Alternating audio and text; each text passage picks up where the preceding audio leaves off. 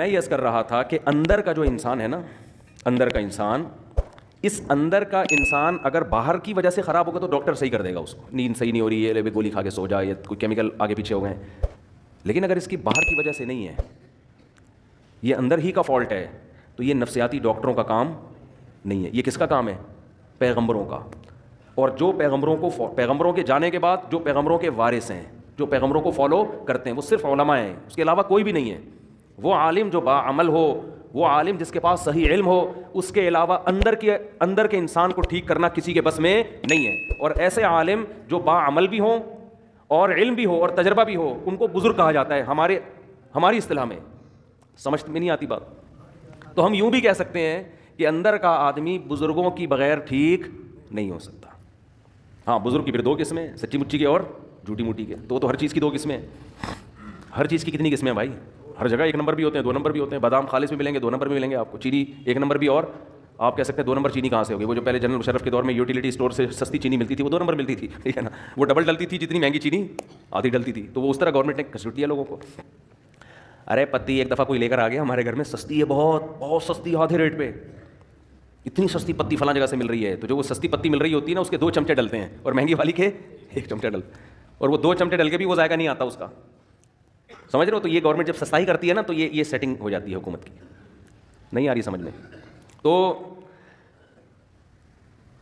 ہر چیز میں جب 2 چیزیں ہوتی ہیں، 1 نمبر بھی اور موبائل 1 نمبر 2 نمبر ہوتے ہیں کہ نہیں ہوتے؟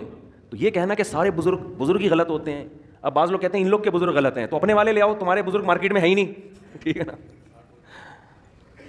بھائی. آپ لے آؤ نا کوئی بزرگ، تو بزرگوں کے بغیر تو اندر کا آدمی ٹھیک ہوگا نہیں، یہ تو ممکن نہیں ہے. بزرگ کا مطلب یہی ہوتا ہے جس کا علم، تجربہ، تقویٰ، یہ تینوں چیزیں زیادہ ہوں، اور پیغمبر صلی اللہ علیہ وسلم کو فالو کر رہے ہو. کیونکہ پیغمبر کی اطاعت کے بغیر آپ اندر کے آدمی کو ٹھیک نہیں کر سکتے. خود نہیں ٹھیک ہو سکتا، دوسروں کو کیسے ٹھیک کرے گا؟ یہ اسلام کا دعویٰ ہے، یہ ہوائی باتیں نہیں ہیں. آج لوگ ماہر نفسیات سے اپنے اندر کو ٹھیک کروا رہے ہیں. کچھ باتیں ان کی اچھی ہوتی ہیں، میں یہ نہیں کہہ رہا کہ 100% غلط ہوتے ہیں. وہ جو ان کی ٹھیک باتیں ہوتی ہیں وہ تو اسلام پہلے کر چکا ہے وہ باتیں. لیکن صحیح معنوں میں آدمی اندر سے ٹھیک جبھی ہوگا جب کس کو فالو کرے گا؟ پیغمبروں کو. اور پیغمبر کے دنیا سے جانے کے بعد علماء کو فالو کرے گا، صحیح علماء کو، اہل حق علماء، ورنہ اندر سے ٹھیک ہو ہی نہیں سکتا. میں آپ کو ایک واقعہ بیان کرتا ہوں جس سے آپ کو سمجھ میں آئے گا کہ آج کل ماہر نفسیات، سب نہیں بھائی، سب نہیں ایسے ہوتے. بہت سے ماہر نفسیات نے مذہب بھی پڑھا ہوا ہوتا ہے، اور بہت سے تھوڑی سی کھوپڑی بھی استعمال کر لیتے ہیں. لیکن ہو کیا رہا ہے؟ ایک کیس آیا، ایک خاتون گئی ماہر نفسیات کے پاس. انہوں نے بتایا کہ آپ اپنی دل کی بات بتائیں. انہوں نے کہا کہ میرے میاں ایسے، میرے میاں ویسے، میرے میاں یوں، میرے میاں وہ، جو خواتین کے اپنے میاں کی خرابیاں بیان کی. ماہر نفسیات نے کہا کہ آپ گھنٹہ بات سنی تسلی کے ساتھ. بعض لوگ تو سنتے ہی نہیں ہیں بات کو نا، آپ سنو تو صحیح اگلا کیا کہہ رہا ہے. انہوں نے کہا میاں سے علیحدگی لے لو، آپ ٹھیک ہو جاؤ گی. آپ کا فالٹ کیا ہے؟ آپ کا فالٹ کیا ہے؟ میاں. تو میاں سے کیا لے لو؟ علیحدگی لے لو. میاں کے بارے میں سب سے پہلے تو یہ پوچھنا چاہیے کہ آپ کو ان سے چڑ کیوں ہے، اس میں خرابی کیا ہے. سمجھ رہے ہیں؟ میاں سے کے بارے میں پوچھا گیا کیا خرابی ہے؟ نان نفقہ دیتا ہے؟ ہاں جی نان نفقہ بولو دیتا ہے. میاں جو بھی میاں بیوی کے ازدواجی تعلقات ہوتے ہیں، بعض دفعہ وہ نہیں ہوتے 2-2 3-3 سال سے، تو عورت ڈپریشن میں جاتی ہے، وہ ہوتے ہیں، ہاں جی وہ بھی بھرپور ہو رہے ہیں. جوائنٹ فیملی میں رکھا ہوا ہے میاں نے، ساس بہو نہیں جی، ساس کا کوئی چکر نہیں، الگ گھر لے کے دیا ہوا ہے. میاں آتے کتنی دفعہ جی اتنا ٹائم میاں مجھے دیتے ہیں. کھوپڑی تھوڑی سی استعمال کرنی چاہیے. یہ سب باتیں جب کر لی ہیں تو اب آپ اس خاتون کو سمجھائیں کہ محترمہ فالٹ میاں میں نہیں ہے، فالٹ کس میں ہے؟ بولو آپ. وہ کہہ رہی ہے اسے طلاق لے کے نا جاب کرو. کیا کرو؟ جاب کرو. آپ ازدواجی زندگی اختیار نہ لے کے چلو. یہ میں زیادہ ڈیٹیل میں نہیں جاؤں گا اس میں نا، کیونکہ پھر بعض لوگ سمجھ جاتے ہیں کس کی بات ہو رہی ہے. میں زیادہ ڈیٹیل میں نہیں جاؤں گا، میں کھل کے بات کر نہیں پا رہا. جزوی واقعات ہوتے ہیں نا لوگوں کے. یہ ایک واقعہ ہوتا نا تو ہم کہتے ہیں کہ یہ جو ہے ماہر نفسیات سے غلطی ہو گئی ہے. یہ بہت زیادہ واقعات ہیں. ہمارے ہاں اکثر ماہر نفسیات مذہب سے بالکل فارغ ہیں. اس خاتون کو یہ حل بتایا جا رہا ہے کہ ڈیورس لو اور جاب کرو. یہ نہیں پتا کہ یہ جب ڈیورس لے گی ایسے میاں سے جس میں کوئی بڑا فالٹ نہیں ہے، کیونکہ میں بھی جانتا ہوں ان کی حالات کو، کوئی بڑا فالٹ نہیں ہے. تو جب یہ ڈیورس لے کے جاب کر کے، عورت کی ضرورت صرف جاب تھوڑی ہے، اور طلاق یافتہ عورت نکاح کس سے کرے گی؟ ہمارے ہاں بعض ڈاکٹروں کو اس سے کوئی غرض نہیں ہے. وہ کہیں گے کیا ضرورت ہے ان سب چیزوں کی. زنا کو پیشہ بنا سکتی ہے ایک عورت, زنا کی طرف مائل ہو سکتی ہے ایک عورت. تو ایسے الٹے الٹے مشورے, ایسے الٹے الٹے مشورے. ہونا یہ چاہیے کہ عورت کو یہ سمجھایا جائے کہ بیوی شوہر کا اتنا بڑا حق اللہ نے رکھا ہے کہ اگر کسی کو سردے کا حکم ہوتا تو عورت کو حکم ہوتا کس کو سردہ کرے, شوہر کو. وہ جو بار بار زوجہ کے پاس آ رہا ہے نا, تو اس کو بھی تعبیر کیا شہوت پرست ہے. یہ بھی تو کہا جا سکتا ہے کہ اس کو تم سے محبت اتنی ہے کہ تمہارے بغیر رہ نہیں سکتا, لیکن اس کو تعبیر کیا جا رہا ہے کہ شہوت پرست, اپنی خواہش پوری کرنے کے لیے رکھا ہوا ہے اس نے. ہر چیز کو کہاں لے کے جانا, الٹا. میں بہت سی ایسی ماہر نفسیات خواتین کو جانتا ہوں جن کے اپنے گھر بسے ہوئے نہیں ہیں. میں دیکھیں کسی خاص ماہر نفسیات کے بارے میں نہیں کہہ رہا, سارے ایک جیسے نہیں ہوتے. کہیں آپ کسی ڈاکٹر کو سمجھانا چاہیں تمہارے بارے میں بات ہو رہی ہے. ایسے ماہر نفسیات کو جانتا ہوں جو لوگوں کی کاؤنسلنگ کرتے کرتے کرتے خود ڈپریشن کے مریض بنے اور بالآخر دماغی توازن کھو بیٹھے. ان میں غم برداشت کرنے کی طاقت نہیں تھی. سمجھتے ہو کہ نہیں سمجھتے؟ تو اندر کے آدمی کو ٹھیک کرنا میرے بھائی یہ ڈاکٹروں کا کام نہیں ہے. ڈاکٹر کو بھی چاہیے پیغمبروں سے پوچھے کیا میں اندر سے کیسے ٹھیک ہوں گا. یہ ڈاکٹروں کا کام نہیں ہے. انسان کی دو حیثیتیں ہیں, ایک اس کی باڈی ہے, جسم ہے. ہمارے ماہر نفسیات اکثر گوروں سے پڑے ہوئے ہیں. ایک ڈاکٹر نے تو عجیب بات کی, حالانکہ یوٹیوب پہ بڑے ان کے لوگ سنتے ہیں, بڑے فالوورز ہیں ان کے, اور بڑا بات کرنے, بڑے تمیز اور یہ سب. میں ان کی اسپیچ سن رہا تھا, انہوں نے کہا کہ یہ جو نکاح ہے نا, نکاح اس کی تاریخ ہے 5000 سال قبل مسیح, یعنی حضرت عیسیٰ علیہ السلام سے 5000 سال پہلے یہ شادی بیاہ کا رواج شروع ہوا ہے. میں نے کہا اب آپ دیکھو ایسی ان بات ہے, ایسی ان بات, اور ایسی ان بات کرنے والا آدمی لوگوں کی کاؤنسلنگ کر رہا ہے, اندر کے آدمی کو ٹھیک کرنے کی کوشش کر رہا ہے. یاد رکھو باہر اس باڈی کو ٹھیک کرنا آسان ہے, اندر کے ٹھیک کرنے کے لیے تو بہت زیادہ مینٹل لیول اوپر ہونا چاہیے آپ کا. سمجھتے ہیں کہ نہیں سمجھتے؟ یعنی اس کا مطلب یہ ہوا کہ حضرت عیسیٰ سے 5000 سال پہلے جو دنیا بھر میں آبادی پھیلی ہوئی تھی وہ ساری زنا کرتی تھی, بدکاریاں کرتی تھیں. اچانک کوئی گول میز کانفرنس ہوئی ہے, ان سب نے بیٹھ کے یہ عزم کیا آج سے ہم کیا کریں گے, نکاح والی زندگی گزاریں گے. یہ ممکن ہے عقلاً؟ یعنی اتنی مہذب بن گئی اور پھر پوری دنیا میں نکاح کا رواج شروع ہو گیا. پھر اب جا کے 100-150 سال پہلے ختم ہوا ہے. کیوں؟ اس لیے کہ گورے نے لکھ دیا, کسی محقق نے, انہوں نے محترم نے کسی کتاب میں پڑھ لیا ہوگا, گورے نے لکھ دیا.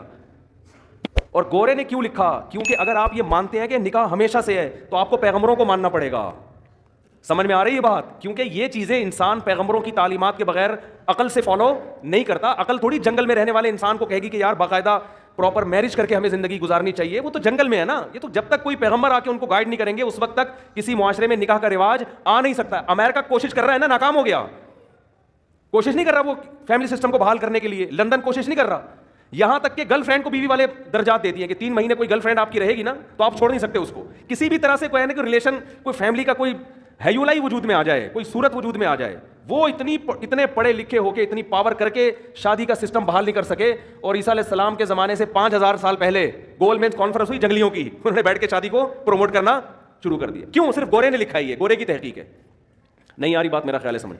تو یہ اتنا گورے سے متاثر ہیں, اتنا متاثر ہے. سیدھا سیدھا بول دو, قرآن میں لکھا ہوا ہے کہ ہم نے آدم کو مٹی سے بنایا اور پھر ان کی زوجہ حوا کو بنایا اور ان کا نکاح کیا اور زمین کو انسانوں سے بھر دیا. یہ بات مانتے ہوئے شرم آتی ہے. کیوں؟ اس لیے کہ لوگ کہیں گے یہ ماہر نفسیات گوروں کی تحقیق پیش نہیں کر رہا بلکہ یہ قرآن و سنت کی باتیں کر رہا ہے, ہم نے مولویوں کی باتوں میں نہیں آنا, یہ تو مذہبی باتیں کر رہا ہے. قرآن نے 2 ٹوک لفظوں میں کہا ہے کہ بھئی انسان کی بنیاد نکاح سے شروع ہوئی ہے, زنا سے شروع نہیں ہوئی ہے. زنا بعد میں آیا ہے, نکاح قدیم ہے.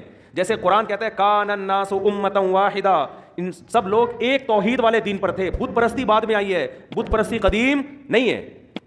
سمجھ میں آ رہی ہے کہ نہیں آ رہی ہے؟ انسان کی ابتدا اچھے انسان سے ہوئی ہے. ایسا نہیں ہے کہ انسان برا تھا آہستہ آہستہ مہذب بن گیا, یہ بات غلط ہے. انسان پہلے تہذیب یافتہ تھا, آہستہ آہستہ بد تہذیبی کی طرف گیا ہے. کیا کریں, ہمارے جو لبرل طبقہ ہے نا وہ الٹی کہانی بتاتا ہے. وہ کہتے ہیں پہلے انسانوں میں تہذیب نہیں تھی, اب انسانوں میں کیا آ گئی ہے؟ تہذیب. مذہب یہ کہتا ہے پہلے انسان تہذیب یافتہ تھے, آہستہ آہستہ بد تہذیبی آئی ہے, شرک آیا ہے, زنا آیا ہے. پہلے تو میرج سسٹم تھا, پہلے تو خاندانی نظام تھا, پہلے تو توحید تھی, ایک خدا کی عبادت پیغمبروں کو لوگ مانا کرتے تھے. سمجھ میں آ رہی ہے بات کہ نہیں آ رہی ہے؟ تو اندر کے انسان کو ٹھیک کرنا میرے بھائی کس کا کام ہے؟ یہ پیغمبروں کا کام ہے. اس میں آپ ڈاکٹروں سے رابطہ نہ کریں, یہ پیغمبر ہی ٹھیک کریں گے. تو اندر کے میں بات عرض کر رہا تھا آپ سے, میرے پاس تو کتنے لوگوں کی کالز آئی ہیں.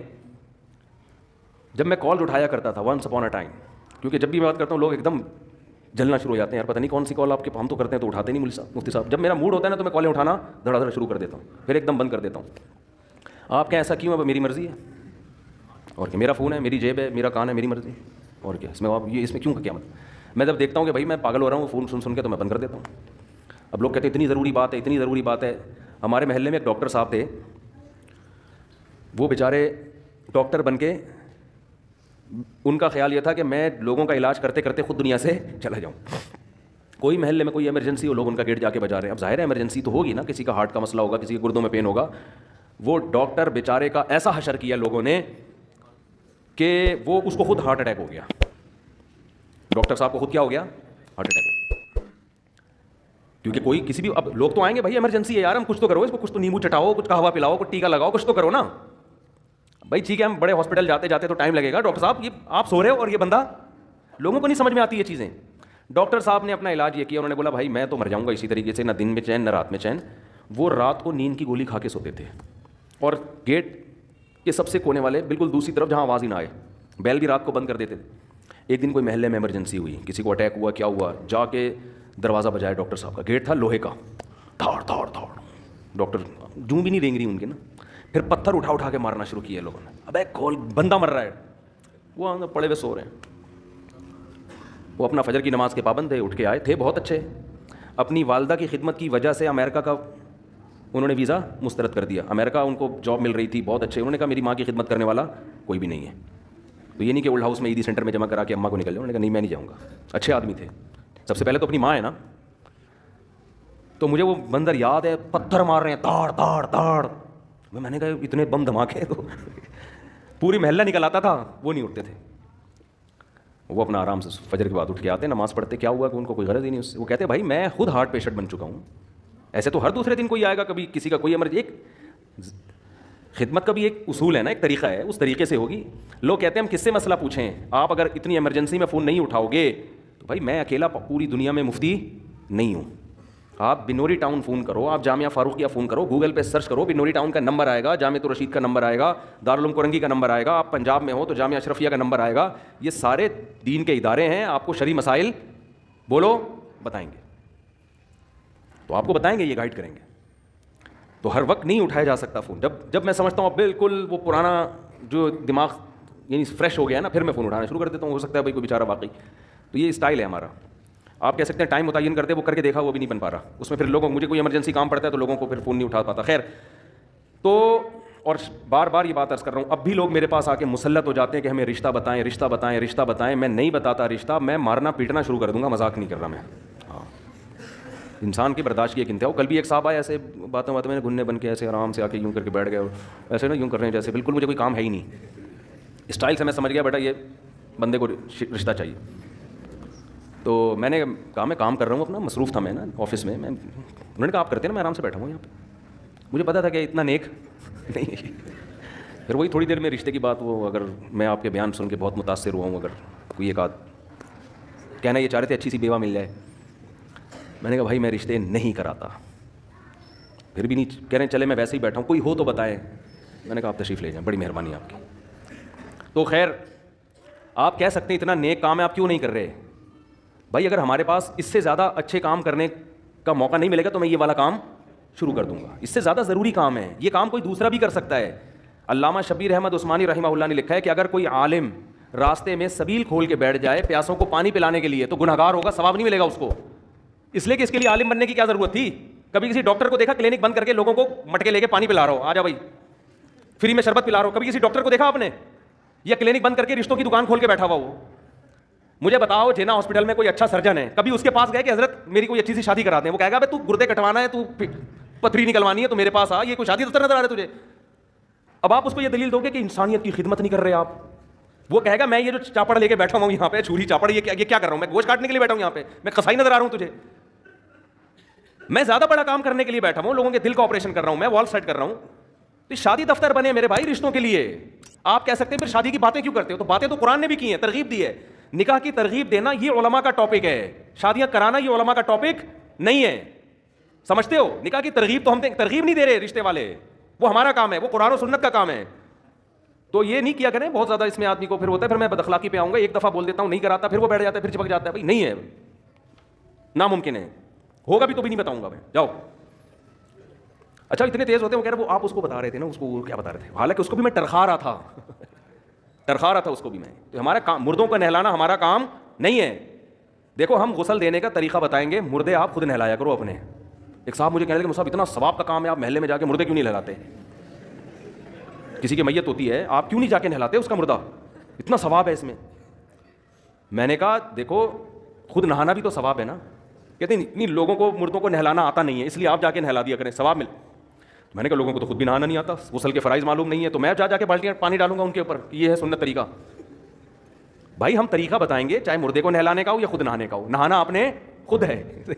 تو آپ اپنی میت کو خود نہلائیں گے, بیٹا باپ کو نہلائے گا, بھائی کو نہلائے گا, بیٹی ماں کو نہلائے گی. یہ تو عیدی سینٹر سے بھی یہ کام نہ کروایا کرو, بری حرکت ہے. میت کو عیدی سینٹر بھیج دینا نہلانے کے لیے انتہائی گھٹیا حرکت ہے. تمہارے باپ جس کی موت ہوئی ہے کم وقتوں بہت افسوس ہوتا ہے مجھے کہتے ہوئے, کم از کم آخری خدمت تو خود کر لو اس کی. اتنی نفرت اس کی باڈی سے کہ عیدی سینٹر بھیج دیا جاؤ, نہلا کے لے آؤ. کس مذہب نہ ہونا, اور یہ پڑھا لکھا طبقہ جو ہمارا جس طرف جا رہا ہے, اللہ کی پناہ ہے, 100 دفعہ اللہ کی پناہ مانگتے ہیں ہم اس کلچر سے, کہ کم از کم یار آخری خدمت بیٹی ماں کی کر لے, اس کو خود نہلا تو دے. ایسا ہوتے ہیں جیسے کوئی تعلق ہی نہیں ہے اس سے. تو یہ کام علماء کا ہے نہیں, میتوں کو نہلانا, میتوں کو کفن دینا. بعض لوگ پروفیشنل بیسس پہ یہ کام کر رہے ہیں, ان سے کروائیں آپ, یا ویسے ہی کوئی فی سبیل اللہ کر رہا ہے تو کرو, میں نہیں کروں گا یہ کام. سمجھتے ہو؟ تو بات کہاں سے کہاں چلی جاتی ہے یار. میں عرض کر رہا تھا بھائی اندر کے آدمی کو ٹھیک کرنا کس کا کام ہے؟ یہ پیغمبروں کا کام.